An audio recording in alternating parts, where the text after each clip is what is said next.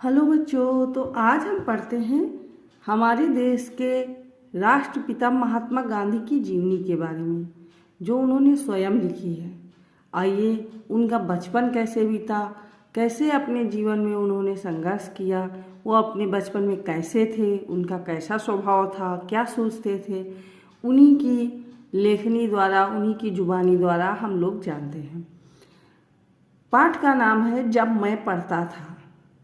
ये जीवनी गांधी जी ने स्वयं लिखी है, ये उसी के अंश है। मेरे पिता करमचंद गांधी राजकोट के दीवान थे। वे सत्यप्रिय, साहसी और उदार व्यक्ति थे। वे सदा न्याय करते थे। मेरी माताजी का स्वभाव बहुत अच्छा था। वे धार्मिक विचारों की महिला थी। पूजा पाठ किए बिना भोजन नहीं करती थी। 2 अक्टूबर सन 1869 ईस्वी को पोरबंदर में मेरा जन्म हुआ। पोरबंदर से पिताजी जब राजकोट गए तब मेरी उम्र 7 वर्ष की रही होगी। पाठशाला से फिर ऊपर स्कूल में और वहाँ से हाई स्कूल में गया। मुझे ये याद नहीं कि मैंने कभी भी किसी शिक्षक या किसी लड़के से झूठ बोला हो। हाँ, मैं बहुत संकोची था। एक बार पिताजी श्रवण पितृ भक्ति नामक पुस्तक खरीद कर लाए। मैंने उसे बहुत शौक से पढ़ा। उसमें बाइस्कोप में तस्वीर दिखाने वाले लोग आया करते थे। तभी मैंने अंधे माता पिता को बहंगी पर बैठा कर ले जाने वाले श्रवण कुमार का चित्र देखा। इन बातों का मेरे मन पर बहुत प्रभाव हुआ। मैंने मन ही मन तय किया, मैं भी श्रवण की तरह बनूंगा। मैंने सत्य हरिश्चंद्र नाटक भी देखा था। बार बार उसे देखने की इच्छा होती थी।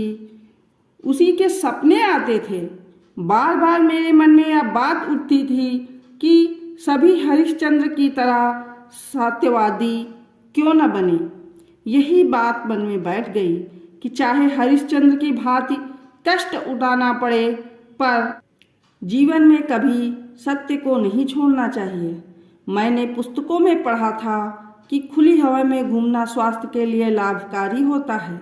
यह बात मुझे अच्छी लगी और तभी से मैंने सैर करने की आदत डाल ली। इससे मेरा शरीर मजबूत हो गया। एक भूल की सजा मैं आज तक पा रहा हूँ। पढ़ाई में अक्षर अच्छे होने की ज़रूरत नहीं। यह गलत विचार मेरे मन में इंग्लैंड जाने तक रहा। आगे चलकर दूसरों के मोती जैसे अक्षर देखकर मैं बहुत पछताया। मैंने देखा कि अक्षर बुरे होना अपूर्ण शिक्षा की निशानी है। बाद में मैंने अपने अक्षर सुधारने का प्रयत्न किया, परंतु पके घड़े पर कहीं मिट्टी चढ़ सकती है। तो बच्चों, आप लोग भी अपनी राइटिंग सुधारने की कोशिश अभी से करिएगा, क्योंकि अच्छे अक्षर, सुंदर लिखावट भी बहुत ज़रूरी होती है। सुलेख शिक्षा का एक जरूरी अंग है। उसके लिए चित्रकला सीखनी चाहिए। बालक जब चित्रकला सीखकर चित्र बनाना जान जाता है, तब यदि अक्षर लिखना सीखे तो उसके अक्षर मोती जैसे हो जाते हैं। अपने आचरण की तरफ मैंने बहुत ध्यान दिया। इसमें यदि कोई भूल हो जाती तो मेरी आंखों में आंसू भर आते। मेरे हाथों कोई ऐसा काम हो जिसके लिए शिक्षक मुझे दंड दे तो यह मेरे लिए असह्य था। मुझे याद है कि एक बार मुझे मार खानी पड़ी थी। मुझे मार का दुख न था, पर मैं दंड का पात्र समझा गया। इस बात का बहुत दुख था। यह बात पहली या दूसरी कक्षा की है। दूसरी बात 7वीं कक्षा की है। उस समय हेडमास्टर कड़ा अनुशासन रखते थे, फिर भी वे विद्यार्थियों के लिए प्रिय थे। वे स्वयं ठीक काम करते और दूसरों से भी ठीक काम लेते थे। पढ़ाते अच्छा थे। उन्होंने ऊपर की कक्षा के लिए व्यायाम और क्रिकेट अनिवार्य कर दिए थे। मेरा मन इन चीज़ों में न लगता था। अनिवार्य होने से पहले मैं कभी व्यायाम करने, क्रिकेट या फुटबॉल खेलने गया ही नहीं था। वहाँ न जाने में मेरा संकोची स्वभाव भी कारण था। अब मैं यह देखता हूँ कि व्यायाम के प्रति अरुचि मेरी गलती थी। उस समय मेरे मन में गलत विचार घर किए हुए था कि व्यायाम का शिक्षण के साथ कोई संबंध नहीं है।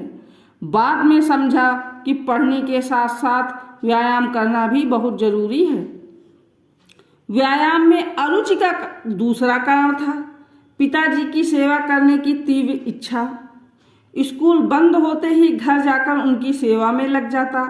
व्यायाम अनिवार्य होने से इस सेवा में विघ्न पड़ने लगा। मैंने पिताजी की सेवा के लिए व्यायाम से छुटकारा पाने का प्रार्थना पत्र दिया, पर हेडमास्टर साहब कब छोड़ने वाले थे। एक शनिवार को स्कूल सवेरे का था। शाम को 4 बजे व्यायाम के लिए जाना था। मेरे पास घड़ी न थी। आकाश में बादल थे, इससे समय का पता न चला। बादलों से धोखा खा गया। जब पहुंचा तो सब जा चुके थे। दूसरे दिन मुझसे कारण पूछा गया। मैंने जो बात थी बता दी। उन्होंने उसे नहीं माना और मुझे 1 या 2 आना ठीक याद नहीं कितना दंड देना पड़ा। मैं झूठा बना। मुझे भारी दुख हुआ। मैं झूठा नहीं हूँ या कैसे सिद्ध करूँ, कोई उपाय नहीं था। मैं मन मारकर रह गया। बाद में समझा कि सच बोलने वाले को असावधान भी नहीं रहना चाहिए। तो बच्चों, यह मोहनदास करमचंद गांधी यानी हमारे बापूजी राष्ट्रपिता महात्मा गांधी की जीवनी से लिया गया अंश है। बच्चों, इस पाठ के माध्यम से गांधी जी बताना चाहते हैं, अपने बच्चों को शिक्षा देना चाहते हैं। उन्होंने भारतीय शिक्षा के लिए अनेक कार्य किए। बेसिक शिक्षा में सुधार के लिए कई प्रकार के सुझाव दिए। तो बच्चों, आओ इसके देखते हैं प्रश्नोत्तर। गांधी जी ने सत्य हरिश्चंद्र नाटक देखकर क्या निश्चय किया। तो बच्चों, गांधी जी ने सत्य हरिश्चंद्र नाटक देखकर निश्चय किया कि जीवन में चाहे जितनी कठिनाइयां आए, मुश्किलें आए, लेकिन सत्य का साथ नहीं छोड़ना चाहिए। सैर करने की आदत से गांधी जी को क्या लाभ हुआ। तो सैर करने की आदत से गांधी जी का शरीर जो था वो मजबूत हो गया। हम लोगों को भी सैर करनी चाहिए ताकि हमारा स्वास्थ्य अच्छा रहे। गांधी जी के सुंदर लिखावट के बारे में क्या विचार थे। गांधी जी के पहले जो विचार थे कि सुंदर लिखावट कोई जरूरी नहीं होती, ये कोई शिक्षण का अंग नहीं। लेकिन जब वो विदेश गए, वहाँ के बच्चों की सुंदर मोती जैसे अक्षर देखे तो उन्हें बहुत अपने ऊपर अफसोस होता था कि मेरी लिखावट तो बड़ी खराब है।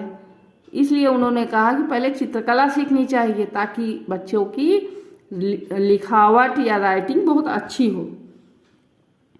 इस पाठ से गांधी जी के व्यक्तित्व के किन गुणों का पता चलता है।